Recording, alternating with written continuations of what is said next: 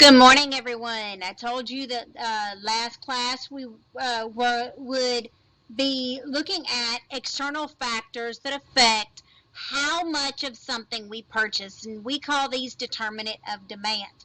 Think back to last class. We discussed changes in demand, okay, where external factors affect how much of something we purchase.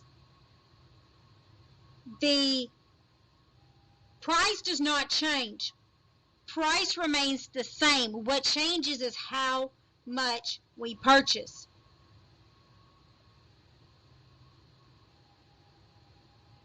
Okay, so what we're looking at today is those items, those elements, what we call the determinants of demand, things that determine how much of something we purchase. Price doesn't change. The how much of something is what changes. Okay, we have quite a few determinants of demand that we're going to look at today. Okay, income, how if our income changes, it affects how much we can purchase. Taste and preferences, substitute goods and complementary goods, weather, and the number of buyers. Okay, so let's take a look at income and expectations. Income. All right. So we've got to look at two different types of good when we're talking about income.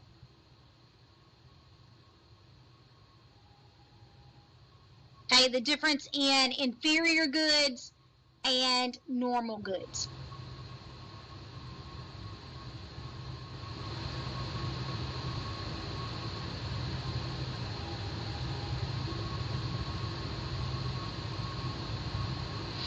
Okay, guys, an inferior good are going to be goods that we purchase, we decrease purchasing when our income goes up.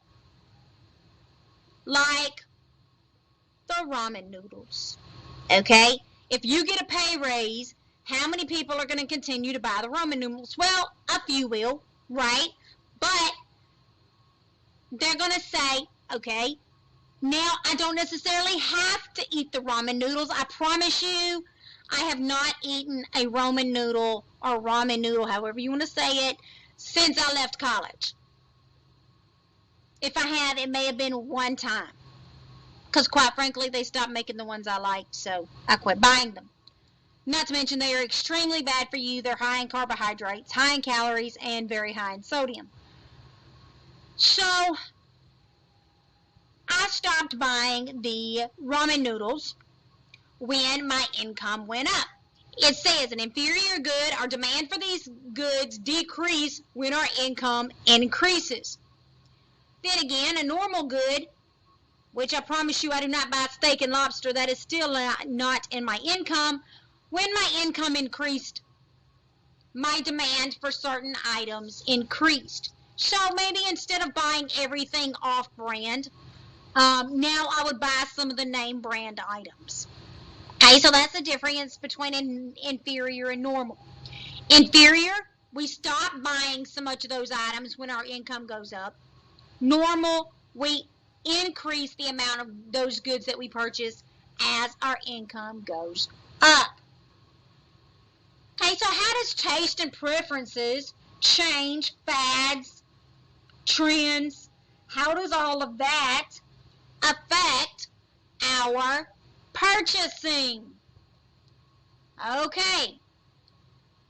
As trends change, as fads change, guys, so does our buying pattern. Not that you can't find tie beanie babies anymore, not that you can't find pocket pets anymore, but they're not as popular. Okay, a couple of years ago, the troll dolls were making a comeback. Now, because the movie, they made the comeback. Now, you don't see troll dolls that much anymore, so they're not in the stores. Movies, as movies come out, the trends change. Okay, over the decades, trends in fashion has changed. When I was in school, the pants with the elastic on the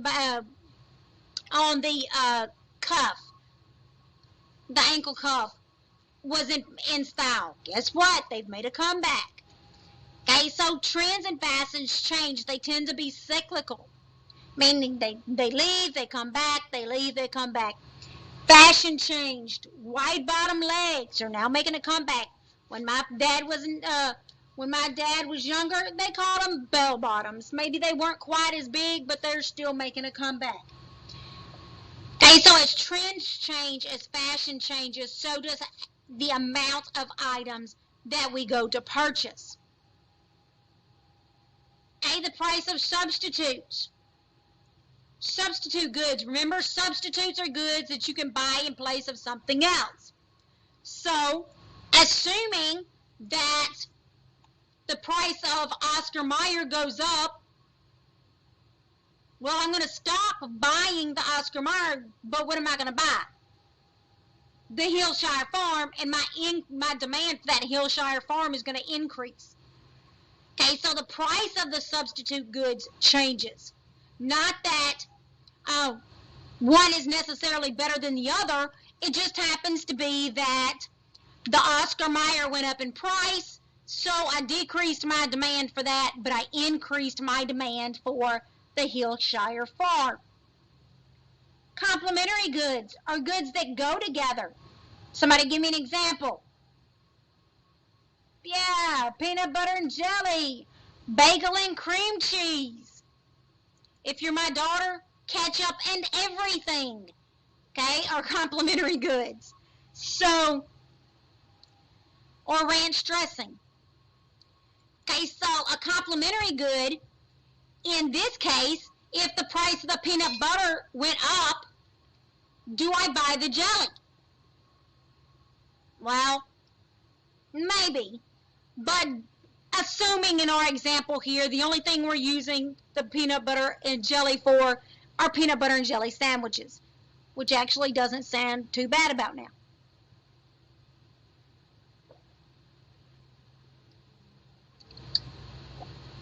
Okay, so if the price of the peanut butter goes up, I'm not going to be purchasing the jelly. Same thing if the price of the cream cheese, the bagel goes up, I'm not going to be buying the cream cheese. So the price of one affects our demand for the other item. Well, what about number of buyers? What about the number of buyers? How does the number of buyers affect demand? How will it shift the demand curve? Well, think about it. Number of people buying goods goes up. What happens to the demand curve? It's going to shift to the right, because a shift to the right is a increase. Whole lot of people die off. Then we see the amount of buyers go down, and our demand curve will shift to the left, because decrease is a shift to the left. Okay, so the sheer number of buyers affects our demand curve. Expectations for future income. If you think you're going to go out, if you're going to get a raise, what do? You go out and start buying stuff, right? Demand increases with an expected increase in our income. If we think that we're going to lose our job, what do we do to our demand? We decrease our demand. You're not going to go out and buy a new house if you think you're going to lose your job. Doesn't seem very wise, does it?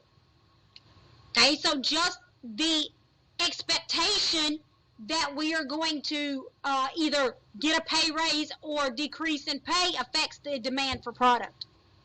What about prices? Does expectation of future prices affect it? Let me give you an example here. Okay, so I actually am one of those people that still buy DVDs. Okay, I still buy DVDs instead of them bootlegging them, right? So I typically, some movies I'll buy when they come out, and some of them I really liked, but not good enough that I buy them on the release date. So what do? I wait till when? Black Friday. Black Friday. Why do I wait to Black Friday? Because they're going to be on what? On sale. They're going to be on sale. I can purchase more. If I think that there's going to be a sale later, I will not buy that good. I will wait and buy it later. But then again, after Black Friday sales go off, what happens to the price? It goes back up, right? And so my demand for those goods will decrease later because the price went up. Okay, look at it. It says if you expect prices to increase in the future, your demand will increase now. Well, that makes sense, right? I'm going to buy it now because the price may go up later. But then again, if the price is expected to decrease later, then I'm going to decrease my demand for goods later.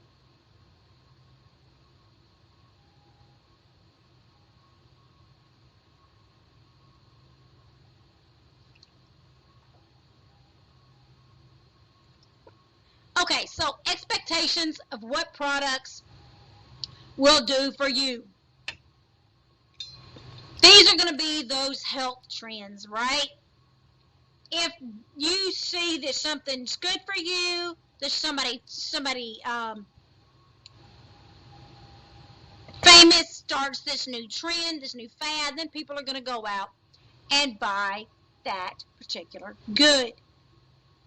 It says if product will be good for you, then you're going to increase your demand for that product. If the product is not good for you, then you're going to decrease your demand for that product. So, in a review, let me get back. We had several determinants of demand. Things that cause the entire demand curve to shift. Okay? In which direction? Depends on the circumstance. Increase would be a shift to the right, and a decrease is a shift to the left. I keep reiterating that because it is important. What we learn in demand will be applied to supply. Okay, so this isn't going away. Alright, now what I want you to do is I want you to go ahead, go to your quiz for chapter 4, which is in the folder. Go to your quiz, chapter 4. You have the rest of the class period to complete your quiz.